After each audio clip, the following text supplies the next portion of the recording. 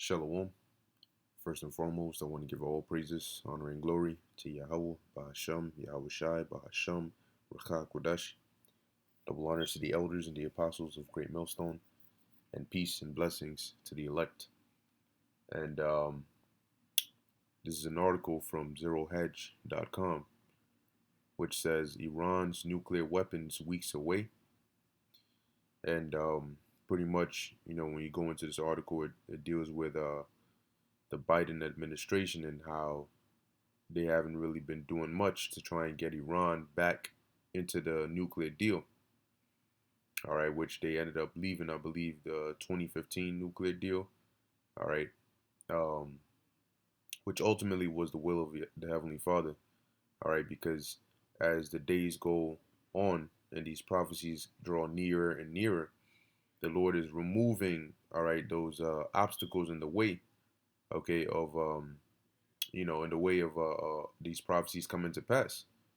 Okay, and one of the major prophecies aside from the charagma, all right, is the destruction, which is going to come by way of World War III, all right, in which there will be a nuclear war, as well as those lasers that are going to come from the chariots of the Lord.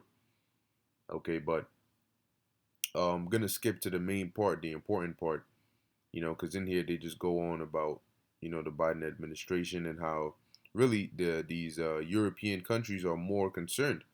They're pressing for Iran to come back because Iran has been increasing its uranium, I believe, enrichment program to where they're, well, let me read it actually when I pull up to it.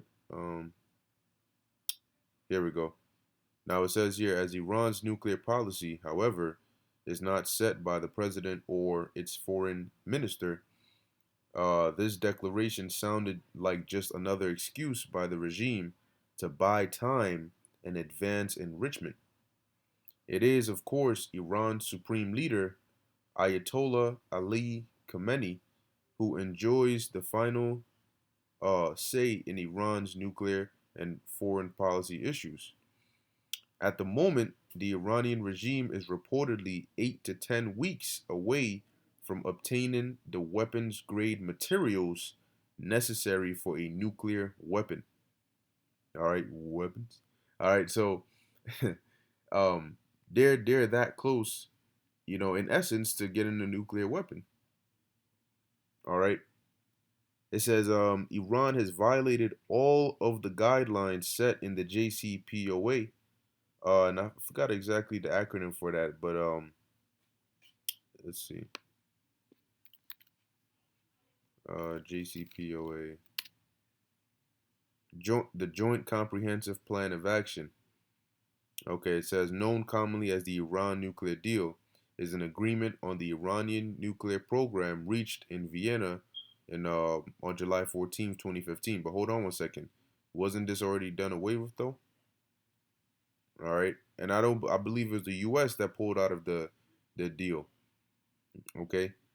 So it's saying here that um let me read this again. Iran has violated all of the guidelines set in the JCPOA and is around 10 weeks away from acquiring weapons grade materials necessary for a nuclear weapon. Israeli Defense Minister Benny Gantz told ambassadors from countries on the United Nations Security Council during a briefing at the Israeli Foreign Ministry in Jerusalem, um, which they're concerned. They're very, very concerned, especially Israel. All right, because those Israelis, man, they know how much those Elamites really want to. I believe Iran said at one point they wanted to remove Israel from the face of the earth. So they're very concerned. All right, especially with Iran on its way to getting nuclear weapons. It says now is the time for deeds. Words are not enough. It is time for diplomatic, economic, and even military deeds. Otherwise, the attacks will continue. Okay? And we understand that according to prophecy, these attacks will continue. All right? As a matter of fact, they're just beginning. And they're going to continue and get so bad to where countries will be shooting nuclear missiles at each other. Now, they tell you that if this happens, you're going to have MAD. mutually assured destruction and the whole world is going to be destroyed if there was a nuclear war. No, according to prophecy, according to Bible prophecy, there will be a nuclear war, but not the whole world will be destroyed because the Most High is going to guide these missiles where He wants them to hit. So with that, let's get the book of Joel, chapter 3. And see, all these things are in here, but once again, being that the average individual does not have the eyes to see, they can't see the prophecies in the book. All right, and even their pastors and so-called priests and even these scholars, they cannot understand prophecy because it's a spirit. All right, you need to have the spirit of prophecy to understand prophecy, but the words are written in the book. They're in here.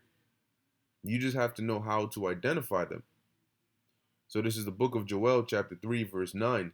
And it says, proclaim ye this among the Gentiles, prepare war. Okay, prepare war. Now, the Gentiles, all right, this is actually talking about the actual other nations. And it says, prepare war, wake up the mighty men, let all the men of war draw near, let them come up. So the mighty men are considered what? Your military, all right, your weapons, okay? You know, so that's what they're in essence, they're doing these military drills. All right, they're doing they're preparing their weapons. You know, when they do these war games and so on and so forth, that is them preparing and waking up the mighty men because that's the spirit that Yahweh Ba'ashem Yahushua has put upon these different nations. You know, and they're getting ready because they know that war is in the air and they all have to be prepared. Verse 10, beat your plowshares into swords and your pruning hooks into spears. Let the weak say I am strong. So why beat your plowshares, all right, basically your agricultural tools now into war weapons? Because swords, in this sense, is not referring to literal swords, but it's referring to weapons. Okay, that goes into your guns, it goes into your fighter jets and your planes, it goes into your nuclear weapons and your missile silos and all of these various things. All right, the ICBMs, the hypersonic missiles, okay, because they're investing their money now into these things as opposed to, you know, other things. It says, let the weak say I am strong. Why? Because now if a country, you know, that's not such a big country, you know, maybe you look at some of these smaller countries, even if they don't have a giant military, if they have nuclear weapons and they can do they can do damage, they are strong. Because you could say a small ass country, oh, what are they gonna do? And then they shoot a couple missiles on your ass and destroy a good portion of your country. All right. And not to mention, these countries have allies. All right. And according to prophecy, Iran is going to be backed by Russia. So that's why these Western countries are very cautious and careful in how they proceed when dealing with Iran. Okay, so now let's get a quick precept and then come back here. This is the book of Ecclesiastes, chapter 3, verse 1. To everything there is a season. And what is that called? That's called balance. Because according to Proverbs 11 and 1, a false balance is an abomination to the Lord. So to everything there is a season, a time to every purpose under the heaven. So there's a time of war, there's a time of peace, there's a time of, you know, it's just going to say a time to be born and a time to die, a time to plant and a time to pluck up that which is planted. So a beginning and an end, a time to kill and a time to heal. And right now what's happening is the Lord is about to bring a mass death through judgment because we are in the time of judgment. But after the time of judgment comes the time of restitution, the time of restoration, and the time of salvation. And that's going to be the healing. But it's going to start with the healing of Israel. And through Israel, the world is going to be healed. All right, because the Israel, the righteous authority, are going to be put in power. Okay, and that's going to bring life back and peace back on the earth. This devil, all right, pursuant to Revelation 6, he was given power to take peace from the earth. Okay, but through the spirit and power of Yahweh Ba'ashem Yahushai, we're going to bring peace back on the earth. Okay, starting with the Prince of Peace. It says here, a time to plant and a time to pluck up that which is planted, a time to heal, Salakia, a time to kill and a time to heal, a time to break down and a time to build up. So what's happening now? This current age is being broken down. All right, we are in the time of this age being broken down. That's why you see the things that are happening, the natural disasters, the economic turmoil, okay, the systematic failures, the grid, the infrastructure, all of these things are getting worse and worse and worse. All right, the morale of the people, it's all being broken down because it's gonna be a part of the former things. And what's being built up? The kingdom of heaven, which is starting with the elect. All right, those that are waking up. See, when you go to the book of Daniel, the second chapter, it talks about in the days of these kings, all right, which is now, the Lord is gonna basically build up the kingdom. All right, and that starts with us, which can also be linked to Ezekiel 37, the valley of the dry bones. Okay, but now we have the sinews and the breath and all of that. All right, and we are standing upon our feet, an exceeding great army. So we are building up. Amos 9 and 11. The Lord said He is going to build up. He's going to rebuild the tabernacle of David that is fallen. The third temple. All of these things are synonymous, but it's going into the elect. All right, being raised up. All right. It says a time to weep and a time to laugh, a time to mourn and a time to dance. That's the looking for a time of. There we go. Um, verse 6, a time to get and a time to lose, a time to keep and a time to cast away, a time to rend and a time to sue, a time to keep silence and a time to speak. And right now we're in the time of speaking. But very soon we're going to be in the time of keeping silence. Pursuant to 2nd Ezra, the 5th chapter, I believe is the 5th chapter, or it talks about then shall wit hide itself, or it might be the 7th chapter. Okay, and understanding withdraw itself into a secret chamber. And that's going to be the Lord having us keep silence, because then the time of prophesying is going to be over. All right, verse 7, a time to rend in the, oh, Salakia. Verse 8, a time to love and a time to hate. And right now, you're not really seeing a lot of love in the world. The Lord said it. He said, the love of many, because iniquity shall abound, the love of many shall wax cold. And that's what you're seeing. You're not seeing love. You're seeing hate. All right. And that's going to cause these civil wars and these race wars and the chaos. And then it says a time of war and a time of peace. So you look around you and you see the way things are going, and you tell me whether we're in a time of war or a time of peace. Clearly, we're in a time of war. All right. And the war is only just beginning, because real life is about to be like a war. So let's go back to Joel 3, verse 11. Assemble yourselves and come, all ye heathen, and gather yourselves together round about. Now, where are they going to be gathered? We're going to get into it. Thither cause thy mighty ones to come down, O Lord. Let the heathen be wakened and come up to the valley of Jehoshaphat, which in the Hebrew is Yahweh Shaphat, which is the Lord's judgment. Okay, over there in the east. Now, the Lord is going to gather these nations there, all right, and He's going to bring judgment upon them. But judgment is also going to come upon various different parts of the earth. Okay, so them being wakened. Let's look up the word wakened. See what it tells us. Okay, Iwar, to rouse, to awaken, to incite. All right, to stir up. Okay, so what is the Lord doing? Proverbs 21 and 1. The heart of the king is in the hand of the Lord, and he as the rivers, he turneth it whithersoever he will. So the Lord is stirring up the minds of these kings, putting that thought of war into their mind. So no matter how diplomatic they can be, or how many deals they try to make, it won't work, because the prophecy will be fulfilled. And that's an example showing you that there is no such thing as free will.